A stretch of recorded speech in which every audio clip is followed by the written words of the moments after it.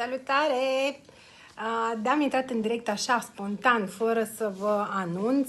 De ce? Dat fiind faptul că am o situație, așa și am denumit și denumirea live-ului, dacă e posibil extensiile de gene să reziste 8 luni. Am o clientă care e fidelă extensiilor de gene și respectiv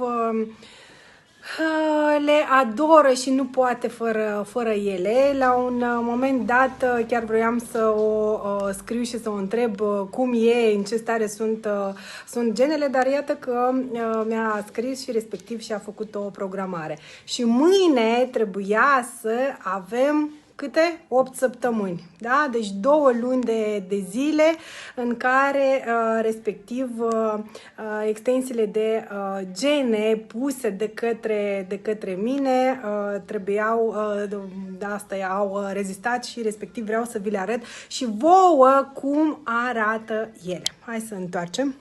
Deci iată, e clar că sunt foarte, foarte crescute și mai sunt câteva, arată, ce să zic, din punctul meu de vedere nu arată foarte estetic. E clar că după 2 luni de zile deja e mult crescut, nu arată deloc, dar iată totuși încă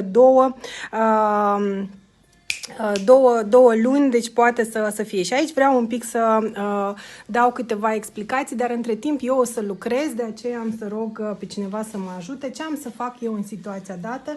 O să vin și desigur că o să-i pun, nici într-un caz nu fac întreținere, dar îi îndepărtez absolut tot, da? Și respectiv o să-i pun crema remover. Și după care o să le reaplic din nou.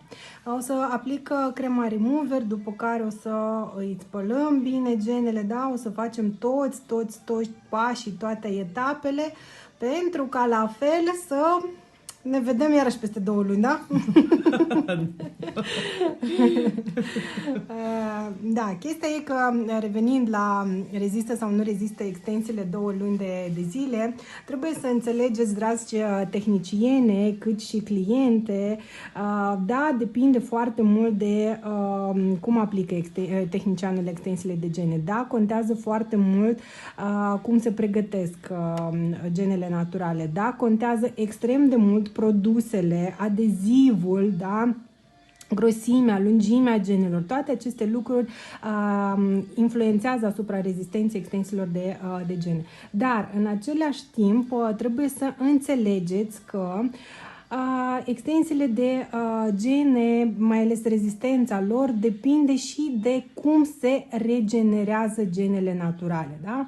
Eu o să fac o comparație cu mine, Corina Turcuman, ca client, respectiv eu trebuie să merg la întreținere la 3 săptămâni. De ce? Fiindcă mi se regenerează extrem de repede genele naturale și de aceea e nevoie de mai mult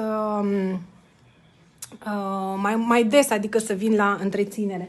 Ce am folosit noi aici? Am folosit crema de la Carina. Poți să deschizi ochișorii să iau lumina. Ustură? Stai că mă filmez pe mine. Da? Respectiv poate să deschidă ochișorii. E clar că e mult mai greu să ții închiși, fiindcă sunt grele. De la cremă sunt destul de grele și practic este imposibil, dar crema nu ustură. Dacă clientul s-ar ridica acum, e clar că nu ar avea așa greutate, fiind culcată, deci e mult mai complicat. Revenind la tema cu întreținerea, da? Cu rezistența de 8 săptămâni. Spuneam că o mare parte depinde și de regenerare. Da, într-adevăr, depinde foarte mult de regenerare. De ce? Fiindcă noi suntem toate diferite. La cineva crește mai repede, fie părul, fie unghiile, respectiv și genele naturale care se regenerează, da? Au o creștere mult mai rapidă și atunci e nevoie să vii la întreținere mult mai devreme. Dar iată că sunt și cliente care mai greu se regenerează genele naturale și atunci e clar că extensiile de gene rezistă mult mai mult. Uite cum în cazul clientei noastre, da, care am zis că a revenit la 8 săptămâni și după cum vedeți încă mai sunt ceva gene, am aplicat crema și imediat o să îi îndepărtăm și o să le spălăm. Mădălina ne spune cel mai bun remover, nu ustură, nu irită, iar clienta poate deschide ochii fără probleme. Da, într-adevăr, clienta poate să deschidă ochii. Clienta are un Duracell acasă, pot să zic așa, la cel mic. Are un puști micuț acolo care e tot timpul pus în priză, de aceea mare parte a clientelor când vin se relaxează. Bine, noi în momentul dat putem să ieșim, spre exemplu, dacă clienta este fumătoare, la o țigară, la un pahar de apă sau la o cafea, da, fiindcă nu ustură. După care vrei să deschizi, da? Ok, și e o lumină și de asta te încurcă să stâng și lumina. Așa că, dragi cliente, dacă e să mai repet o dată, optați pentru tehnicieni care respectă toate regulile de pregătire a genelor naturale, care lucrează cu produse calitative, care corect aplică extensiile de gene și cu siguranță o să vă reziste mult mai mult extensiile de gen. Iar pentru tehnicieni, alegeți cu grijă produsele și treceți toate etapele de pregătire. Eu rămân aici în continuare, fiindcă cameramanul, din păcate, mi-a plecat și nu am încă o mână, da, pentru ca să mă ajute să țin telefonul și respectiv eu să vin să îndepărtez. Ce o să urmez eu mai departe? Desigur că o să vin și o să îi îndepărtez acest remover cu extensiile de gene, după care o să spăl foarte bine genele naturale. Cu ce o să spăl genele naturale? Desigur că o să le spăl cu spumă, da?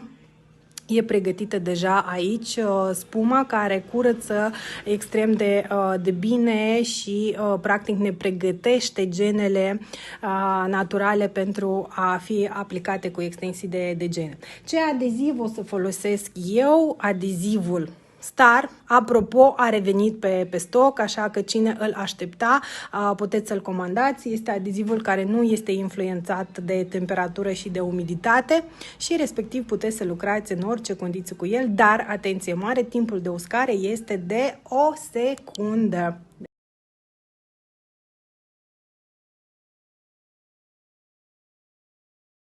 Practic au trecut aproape 2 ore jumătate în care noi ce am făcut? Am îndepărtat extensiile de gene, le-am spălat, le-am pregătit pentru a fi aplicate și desigur că avem și rezultatul final. Imediat întorc camera.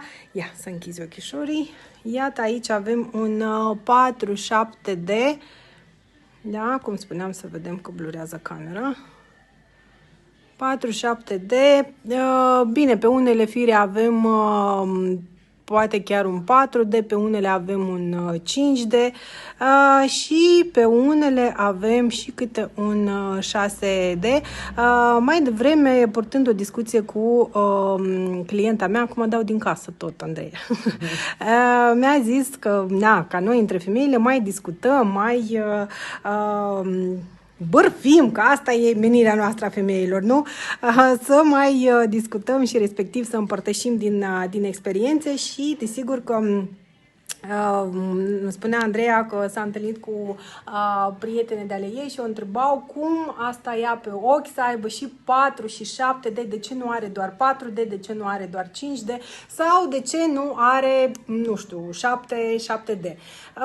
De ce? Dat fiind faptul că fiecare tehnician își adaptează stilul său. Mie îmi place să lucrez cu fiecare geană în parte și respectiv nu îmi doresc să afectez sănătatea genelor naturale, de aceea pe fiecare geană în parte eu individual pun un anumit număr de gene. Pe cineva pe careva aplic, spre exemplu, 4, pe careva aplic, spre exemplu, 7, da? Depinde de grosime, depinde de lungime. E clar că sunt foarte multe trucuri, sunt foarte multe secrete, da? Cu care eu aceste lucruri le împart la cursul de bază, dar oricum trebuie să înțelegeți că fiecare tehnician are stilul său și e clar că fiecare încearcă.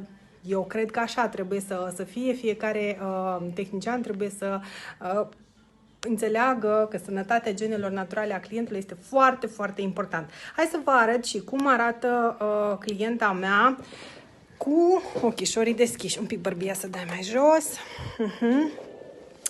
Nu puteam să nu... Un pic mai... Așa. Nu puteam să nu vă arăt acești ochi superbi. De ce? Fiindcă dacă vă uitați atent, are o pupilă și verde și gri acolo și cu un pic de maro, dar are foarte multe alunițe pe pupilă, așa cum îmi place mie să zic. Simți ceva? Deranjează? Lumina te deranjează, nu? Dar nu aveam cum să vă arăt fără lumină. Iată, așa arată un 47D, cum spuneam mai devreme. L-am aplicat în 2 ore și jumătate, cu tot cu îndepărtare, spălare, pregătire. Da?